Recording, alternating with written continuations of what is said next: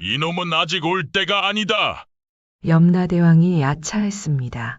명부에 적힌 이름과 실제 잡아온 사람이 달랐던 거죠. 저승사자의 역대급 배달 실수로 죽음의 문턱에서 다시 살아 돌아온 남자. 그가 이승에 오자마자 가장 먼저 한 행동은 마을 사람들을 경악하게 만들었습니다. 저승에서 도대체 무엇을 보았기에 180도 변해버린 걸까요? 옛말에 이르기를 정승집 개가 죽으면 문전성시를 이루고 정승이 죽으면 문 앞이 휑하다고 했습니다만 여기 이 박첨지라는 노인네의 경우는 좀 달랐지요. 경기도 어느 구석진 고을에 살던 박첨지로 말할 것 같으면 고을 사람들이 입을 모아 지독한 구두쇠라 침을 뱉던 위인이었습니다. 그의 집 문턱은 어찌나 높은지 가난한 이웃이 쌀 한 톨 빌리러 왔다가도 그 서슬 퍼런 눈빛에 오금이 저려 도망가기 일쑤였고 밭을 일구는 소조차 여물을 적게 주어 갈비뼈가 앙상하게 드러날 정도였으니 그 심보가 오죽했겠습니까? 그러던 어느 정월 초하루였지요. 온 세상이 하얀 눈에 덮여 서늘한 기운이 뼈마디를 파고드는 날이었습니다. 박첨지는 안방 아래목에서 빳빳하게 마른 엽전 꾸러미를 세고 있다가 갑자기 목덜미를 스치는 기분 나쁜 한기에 몸을 떨었지요. 애취! 터져나온 곧불 기운이 예사롭지 않았습니다. 불을 지핀 방 안인데도 불구하고 사방 벽면에서는 마치 얼음 동굴에 들어온 듯 축축하고 시린 기운이 스멀스멀 올라오기 시작했습니다. 박첨지는 마른 침을 삼키려 했으나 목구멍이 가시라도 돋친 듯 따끔거렸고 눈꺼풀은 천근만근 무거워졌습니다. 여봐라, 개 아무도 없느냐? 물 좀 다오. 하고 소리를 질러보려 했지만 입술 사이로 새어나오는 것은 바람 빠지는 소리뿐이었지요. 바로 그때였습니다. 굳게 닫혀있던 방문이 소리도 없이 스르르 열리더니 방 안의 촛불이 푸르스름하게 변하며 일렁이기 시작하는 게 아니겠습니까? 방문을 넘어 들어온 것은 사람이 아니었습니다. 칠흑 같은 검은 도포를 발끝까지 늘어뜨리고 머리에는 챙이 넓은 갓을 깊게 눌러쓴 사내 둘이었지요.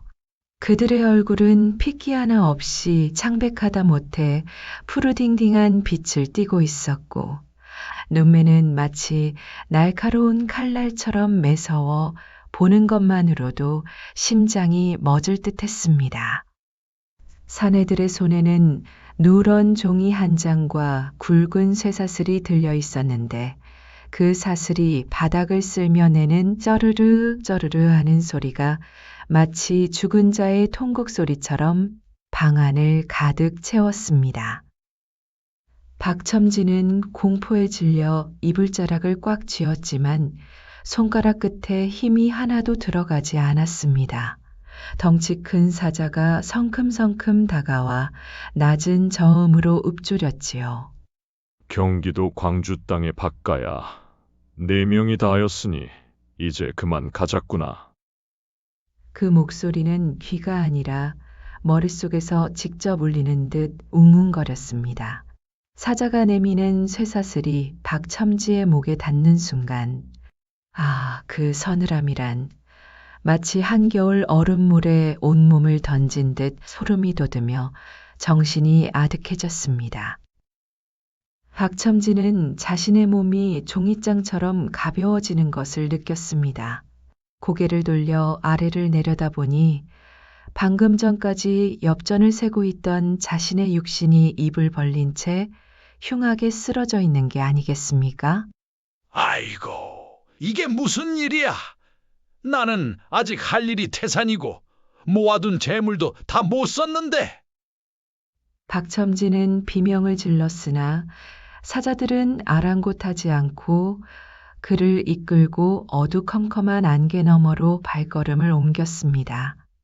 발바닥에 닿는 땅은 질척거리고 차가웠으며 뒤를 돌아봐도 집도 마을도 그토록 아끼던 곳간도 온데간데 없이 사라진 뒤였던 것이었습니다. 박첨지는 제 발이 땅에 닿아 있는지조차 분간할 수 없는 묘한 기분으로 사자들을 따라갔습니다.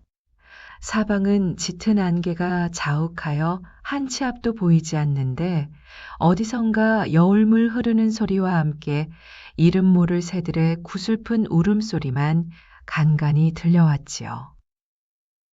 얼마나 걸었을까요? 멀리서 은은한 빛이 비치더니 집채보다 큰 거대한 성문이 앞을 가로막았습니다. 그 성문 위에는 내세문이라는 현판이 시뻘건 글씨로 쓰여 있었는데 그 위엄이 어찌나 대단한지 박첨지는 절로 무릎이 덜덜 떨렸습니다. 걔 누구냐? 명부를 대라. 성문을 지키던 키가 팔척은 됨직한 우두머리 기졸이 천둥치는 소리로 포효했습니다. 사자가 품 안에서 누런 종이를 꺼내 보이며 답했지요. 경기도 광주 땅에 박가요. 66에 술을 다하여 데려왔소. 그러자 거대한 성문이 구구궁 소리를 내며 열렸고 박첨지는 마침내 염라대왕이 좌정하고 있다는 염라전 마당에 서게 되었습니다. 염라전 안은 그야말로 장관이었습니다. 수만 권의 책이 쌓인 서가 사이로 푸른 불꽃이 일렁이고 정면 높은 보좌에는 시커먼 수염을 가슴까지 늘어뜨린 염라대왕이 눈을 부릅뜨고 앉아 있었습니다. 대왕의 곁에는 판관들이 저마다 붓을 들고 죽은 자들의 죄상을 적느라 사각사각 소리를 내고 있었는데 그 분위기가 어찌나 엄숙한지 숨소리조차 크게 낼 수 없었지요. 경기도 광주의 박첨지라. 그래, 너는 이승에서 무엇을 하다 왔느냐? 대왕의 물음에 박첨지는 이실직고는커녕 평소 하던 버릇대로 굽신거리며 꾀를 냈습니다. 대왕님, 저는 그저 평생 근검절약하며 남의 것 탐내지 않고 성실히 살았을 뿐이옵니다. 제 곳간에 쌓인 곡식도 다 땀 흘려 번 것이니 부디 극락으로 보내주옵소서.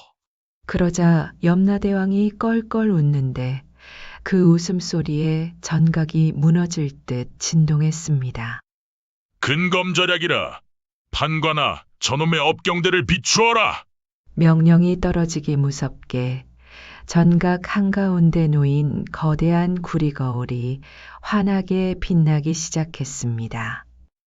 그 거울 속에는 박첨지의 일생이 마치 엊그제 일처럼 생생하게 떠올랐지요. 가물어서 이웃들이 굶어 죽어갈 때 곡간문을 걸어 잠그고 곡식값을 올리던 모습, 남편 잃은 과부의 밭을 헐값에 가로채던 음흉한 미소, 심지어 부모님 제사상에 올릴 생선 토막이 아까워 소금을 뿌려 다시 내놓던 비루한 행세까지 낱낱이 드러나는 게 아니겠습니까? 박첨지는 얼굴이 불그락푸르락해져 고개를 들지 못했습니다. 아이고, 저건 제가 아니라. 아니, 그게 그러니까.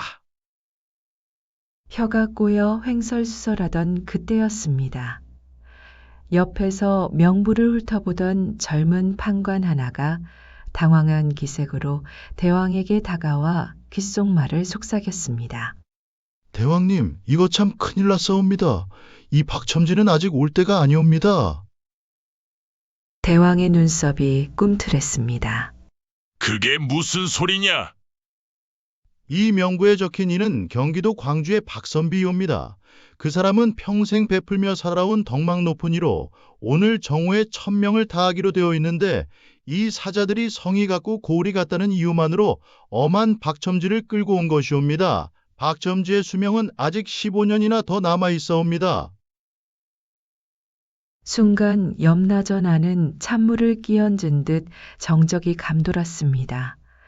실수로 사람을 잘못 잡아왔다니. 사자들은 사색이 되어 바닥에 엎드렸고 염라대왕의 안색은 숫덩이처럼 검게 변했습니다. 박첨지는 이 기막힌 상황에 정신이 번쩍 들었습니다. 아니, 내가 죽을 때가 아니라고? 그럼 다시 살아갈 수 있다는 말인가?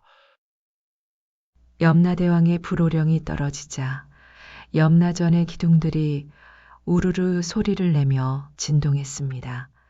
잘못 불려온 박첨지는 억울함과 반가움이 교차하여 바닥을 기며 하소연했지요. 대왕님, 보십시오. 제가 아직 올 때가 아니라고 하지 않습니까? 저를 당장 이승으로 돌려보내 주시옵소서. 하지만 염라대왕은 서리빨 같은 눈매로 박첨지를 내려다보며 나직이 읊조렸습니다. 비록 사자들이 실수를 범했으나 내 놈의 행실을 보니 이대로 돌려보내기엔 저승의 법도가 아깝구나. 판관아, 이놈을 바로 돌려보내지 말고 망자의 숲을 지나 조상들의 거처를 들렀다 가게 하라. 거기서 제 뿌리가 어찌 통곡하고 있는지 제 눈으로 직접 보게 해야 할 것이다. 사자들의 손에 이끌려 염라전을 나온 박첨지는 끝도 없이 펼쳐진 황량한 들판을 지나게 되었습니다. 그곳은 이승에서 공덕을 쌓지 못한 영혼들이 배고픔과 추위에 떨며 배회하는 곳이었지요. 그런데 저 멀리 남루한 옷차림으로 돌밭을 일구며 땀을 흘리는 노인네 둘이 보이는 게 아니겠습니까? 자세히 다가가 본 박첨지는 그만 정신이 아득해졌습니다. 아버님, 어머님 아니십니까? 그들은 다름 아닌 박첨지의 돌아가신 부모님이었습니다. 그런데 생전에 정갈하던 모습은 간데없고 손톱은 다 빠져 피가 맺혀 있으며 입술은 바짝 말라 터져 있었습니다. 박첨지가 통곡하며 매달리려 하자 사자들이 쇠사슬을 당겨 막아섰지요. 박첨지의 아버지가 아들을 발견하고는 반가움보다도 깊은 탄식을 내뱉었습니다. 이놈아, 내가 어찌 벌써 여기를 왔느냐? 그리고 내가 이승에서 쌓은 악업 때문에 우리 부부의 저승살이가 이토록 고달프다는 것을 정녕 모른단 말이냐? 박첨지는 어안이 벙벙했습니다. 아버님, 그게 무슨 말씀이옵니까? 제가 재산을 이토록 불려 가문을 일으켰는데 어찌 저 때문에 고생을 하신단 말씀입니까? 그러자 아버지가 괭이를 내던지며 버럭 소리를 질렀습니다. 네 이놈, 내가 이웃의 피눈물을 짜내어 모은 재물은 저승에서 한 푼의 가치도 없다. 내가 베풀지 않아 쌓인 원한들이 화살이 되어 우리 등의 가죽을 뚫고 내가 굶긴 이들의 허기가 우리에게 대물림 되는 것을 정녕 보지 못하느냐? 내 너의 이승에서 쌀 한 토를 보시하면 이곳에선 황금 열매가 열리고 내 놈이 이웃에게 따뜻한 말 한마디를 건네면 이곳에 우리 집 구들목이 따뜻해지는 법이거늘. 어머니 또한 눈물을 훔치며 거칠어진 손으로 박첨지의 뺨을 어루만졌습니다. 아들아, 사람은 죽어서 이름을 남기는 것이 아니라 덕을 남기는 것이란다. 내가 다시 세상으로 나갈 기회를 얻었거든 부디 우리를 위해서라도 그 지독한 손속을 거두거라. 내 곳간에 가득 찬 곡식은 내 것이 아니라 잠시 맡아둔 것임을 명심해라. 그것을 나누지 않으면 너는 죽어서 우리보다 수백 배 더한 지옥불에 떨어질 것이다. 조상님들의 서슬 퍼런 꾸지람과 애끓는 당부는 박첨지의 가슴에 날카로운 송곳처럼 박혔습니다. 평생 돈깨만 끌어안고 살았던 세월이 주마등처럼 스쳐 지나가며 비로소 자신이 얼마나 비난한 영혼이었는지를 깨닫게 된 것이지요. 박첨지는 바닥에 머리를 찌으며 통곡했습니다. 아이고, 제가 잘못했습니다. 제가 눈이 멀어 부모님을 이 고생시키고 이웃을 등쳤습니다. 그때 저 멀리서 다시금 은은한 종소리가 들려왔습니다. 사자가 박첨지의 뒷덜미를 컥 낚아채며 말했지요. 시간이 다 되었다. 이승의 육신이 썩기 전에 서둘러야 한다. 조상님들의 말씀을 뼈에 새겼느냐? 만약 돌아가서도 예전처럼 산다면 그때는 염라대왕께서 손수 내열을 뽑아 밭을 가실 것이니 그리 알아라. 사자가 박첨지를 거대한 낭떠러지 아래로 힘껏 밀어버렸습니다. 으악! 비명과 함께 박첨지의 몸은 끝도 없는 어둠 속으로 추락하기 시작했습니다. 정신이 아득해지는 와중에도 나누거라, 베풀거라 하는 부모님의 음성이 귓가에 쟁쟁하게 울려 퍼졌던 것이었습니다. 박첨지의 몸이 허공을 갈라 끝을 알 수 없는 낭떠러지로 떨어지는데 그 기분이 마치 뜨거운 가마솥에 던져진 듯 하다가도 얼음장 같은 계곡물에 처박히는 듯 요동을 쳤습니다. 사람 살려! 사람 살려! 소리를 지르고 싶어도 목구멍에 쇳덩이가 얹힌 듯 소리가 나오지 않았지요. 그때였습니다. 갑자기 눈앞이 번쩍하며 사방이 환해지더니 코끝을 찌르는 짙은 향내와 함께 곡소리가 들려오기 시작했습니다. 어이구, 어이구, 우리 영감님, 이 지독한 영감님아, 그 많은 재산을 어찌하고 이렇게 허망하게 가셨소? 박첨지가 간신히 눈을 떴을 때 가장 먼저 보인 것은 어두컴컴한 나무 널판지였습니다. 몸을 움직이려 하니 사지가 꽁꽁 묶인 듯 답답하고 입안에는 딱딱한 쌀알이 씹혔지요. 바로 입관을 마치고 염습을 끝낸 상태였던 것입니다. 박첨지는 정신이 번쩍 들었습니다. 이대로 있다가는 산채로 땅속에 묻히겠구나. 그는 있는 힘껏 몸을 비틀며 발길질을 시작했습니다.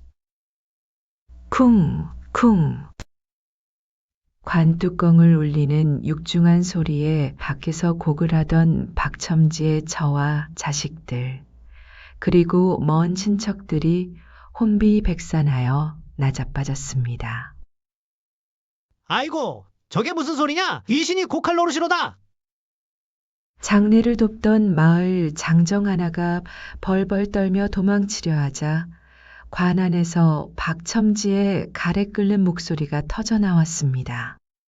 이놈들아, 나 아직 안 죽었다. 숨 막혀 죽겠으니 당장 이 뚜껑을 열어라. 사람들이 벌벌 떨며 도끼와 지렛대를 가져와 관뚜껑을 열어젖히자 수의를 입고 입에 반함 쌀을 문 박첨지가 벌떡 일어났습니다. 그 모습이 어찌나 기괴하고 서슬퍼런지 마당에 모여있던 조문객들은 귀신이 나타났다며 사방으로 흩어졌지요. 박첨지는 입에 든 쌀을 퇴하고 뱉어내고는 멍하니 서 있는 아들을 향해 호통을 쳤습니다. 귀신이 아니다. 이 애비가 저승문턱까지 갔다가 조상님들께 뼈가 녹도록 매를 맞고 돌아왔단 말이다. 박첨지는 마당으로 내려와 맨발로 흙을 밟았습니다. 차가운 흙의 감촉이 이토록 눈물나게 고마울 줄이야. 그는 곧장 곳간으로 달려가 커다란 자물쇠를 망치로 때려 부수었습니다.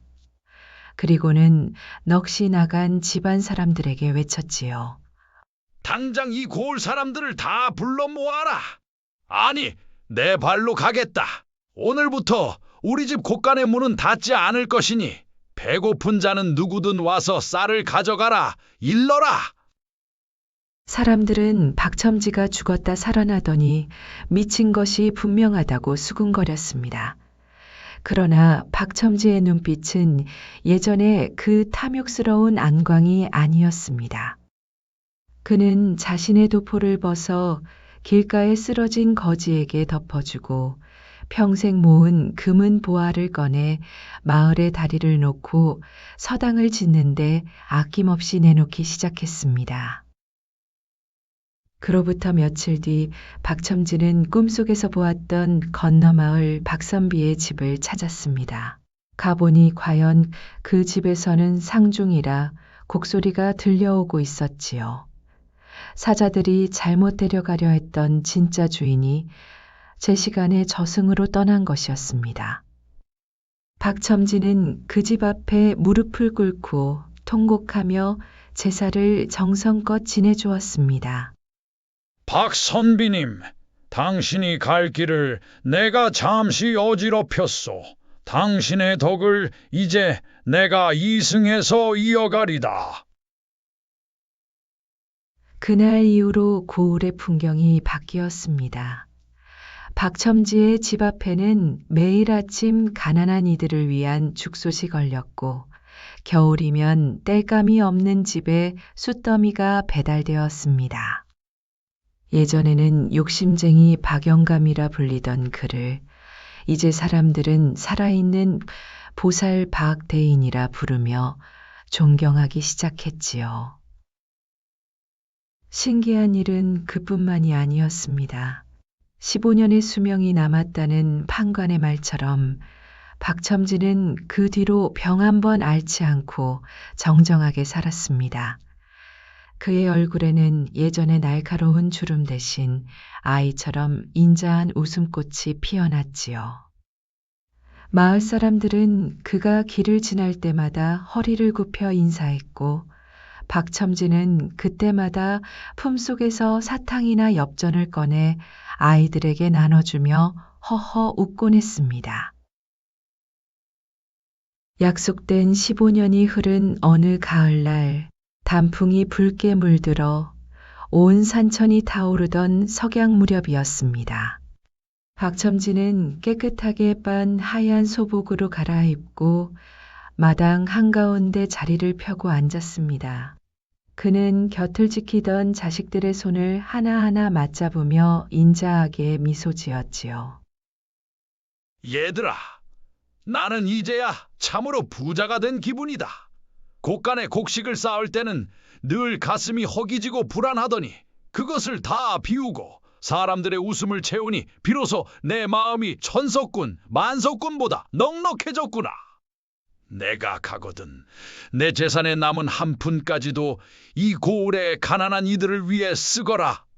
그것이 내가 저승에 계신 너희 조상님들을 뵐 낯이 서는 유일한 길이란다. 말을 마친 박첨지는 조용히 눈을 감았습니다. 그때 마을 사람들은 보았다고 합니다.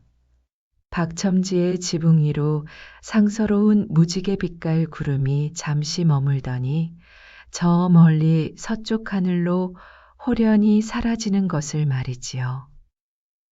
예전처럼 무시무시한 쇠사슬 소리를 내며 찾아오던 저승사자들도 이번만큼은 박첨지를 모셔가기 위해 꽃가마를 준비해 오지 않았을까 하는 소문이 돌 정도였습니다.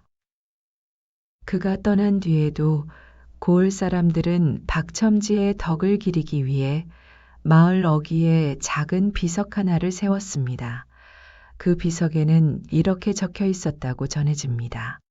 생전의 한 푼은 저승의 먼지이나 이승의 한 줌 나눔은 저승의 황금이다.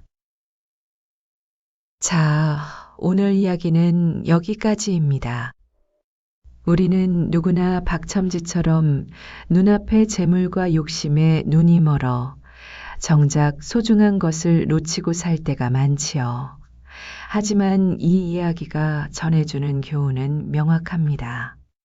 죽음이라는 문턱은 누구에게나 공평하게 찾아오지만 그 문을 넘을 때 우리가 들고 갈 수 있는 것은 빳빳한 엽전 꾸러미가 아니라 살아생전 남에게 베푼 따뜻한 온기뿐이라는 사실 말입니다.